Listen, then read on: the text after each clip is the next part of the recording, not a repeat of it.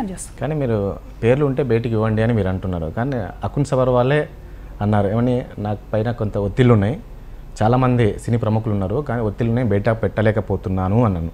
అంటే ఈ ఒత్తిళ్ళు ఎట్లా చూడొచ్చు అంటే గవర్నమెంట్ నుంచి వచ్చిందంటారా?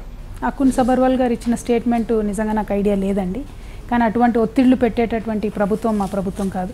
ఏ విచారణ అయినా ఎక్కడైనా అధికారులకు సంపూర్ణమైనటువంటి స్వాతంత్రం ఇచ్చినటువంటి తొలి ప్రభుత్వం మా ప్రభుత్వం. అకున్ సబర్వాల్ గారు సెలవు మీద వెళ్తా అంటే కూడా గౌరవ ముఖ్యమంత్రి గారు, నువ్వు ఈ టైంలో సెలవు మీద వెళ్ళడం బాగుండదు బాబు, దీన్ని అపార్థం చేసుకుంటారు. ఆయన పర్సనల్ అంటే వాళ్ళ మదర్ అస్థికలు కలిపేది ఉండే ఆయన గంగలోనే ఎక్కడో, అంత విషయం ఉంటే కూడా ఆపి తనను కంటిన్యూ చేయని చెప్పారు తప్పితే అడ్డంకులు తొలగించాలనుకుంటే అసలు మొదలే పెట్టాం కదా, అడ్డంకులు పెట్టాలనుకుంటే మొదలే పెట్టాం కదా, మాకు అవసరమే ఉంది. సో కేసీఆర్ గారికి కానీ మా ప్రభుత్వానికి కానీ అటువంటి ఆలోచనలు ఏం లేవు. సినీ ఇండస్ట్రీనే టార్గెట్ చేసింది అనేది అంటున్నారు. ఏం పని అండి, మా ప్రభుత్వానికి ఏం పని ఉంటుంది చెప్పండి? సినీ ఇండస్ట్రీని టార్గెట్ చేయాల్సిన అవసరం ఏముంటుంది మాకు? చేయడం వల్ల వచ్చే లాభం ఏంటి ప్రభుత్వానికి? దీనివల్ల సినీ ఇండస్ట్రీ కూడా పక్క రాష్ట్రానికి తగ్గిపోయే వెళ్ళే ప్రమాదం కూడా ఉంటుంది. I don't think so. Cine industry వాళ్ళకు కూడా తెలుసు, ప్రతి ఒక్కరి సినీ పెద్దలు కూడా చెప్తున్నారు, ఇండస్ట్రీలో ఎవరో కొంతమంది ఉండొచ్చు, దానివల్ల ఇండస్ట్రీకే చెడ్డ పేరు వస్తుందని సినీ ప్రముఖులందరే స్టేట్మెంట్స్ ఇచ్చారు. So I don't think Hyderabad కానీ హైదరాబాద్ ఇమేజ్కి కానీ సినీ ఇండస్ట్రీకి కానీ ఓవరాల్గా నష్టం జరుగుతుందని నేను అనుకోను. బట్ డ్రగ్స్ వాడే వాళ్ళు ఎక్కడున్నా సరే, సినిమా ఇండస్ట్రీ అయినా సరే, స్కూళ్ళల్లో అయినా సరే, ఇంకెక్కడున్నా సరే తప్పకుండా అది ఆపాల్సిన అవసరం అయితే మనందరికీ ఉంది కదా, దానికోసం ప్రయత్నం జరుగుతుంది. సీఎం గారు అన్నారు అంటే డ్రగ్స్ వాడిన వాళ్ళు బాధితులే అని అన్నారు. దీనివల్ల కేసు నీరుగారే ప్రమాదం ఉండదా?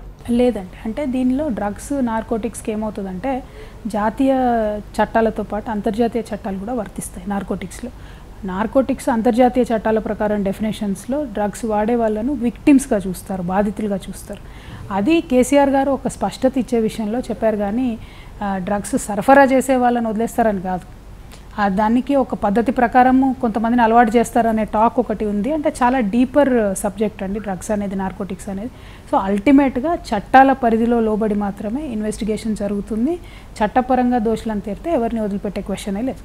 కానీ ఈ కేసు కూడా నయీం కేసులానే నీరు గారిపోతుంది అనే విమర్శలు బాగా ఉన్నాయి. నయీం కేసు నీరు గారిపోయిందని ఎవరు చెప్పారండి? నయీంని ఎలిమినేట్ చేసేంతవరకు, అంతకన్నా ముందు అసలు ఇది జరుగుతుందని కూడా ఎవరికి తెలియదు. సో చాలా విషయాలు మీడియాకు తెలియకుండా, ప్రజలకు తెలియకుండా గవర్నమెంట్లో జరుగుతూనే ఉంటాయి. నయీం కేసు అయినా ఏ కేసు అయినా సరే, నయీం కేసులో కేవలం పోలీసులు వాళ్ళనే సస్పెండ్ చేయడం జరిగింది. ఎక్కడ కూడా రాజకీయ నాయకులను వారిపై చర్యలు తీసుకున్న దాఖలు. ఎగ్జాంపుల్ మన మండలి డిప్యూటీ చైర్మన్ చూసుకుంటే అతనిపై ఎఫ్ఐఆర్ కూడా ఉంది, కానీ ఇప్పటివరకు ఎలాంటి చర్యలు తీసుకోవాలి, అలాంటి చాలా ఉన్నాయి, కానీ అవన్నీ పక్కకు పెట్టారు అనే విమర్శలు ఉన్నాయి కదా. లేదండి, నేను అనేది అదే, మన చట్ట ప్రకారం జరగాల్సినటువంటివన్నీ జరుగుతూ ఉంటాయి. వాటికి సరైనటువంటి సమయంలో డెఫినెట్గా నిర్ణయాలు తీసుకుంటారు. అందులో నీరు గార్చింది మాత్రం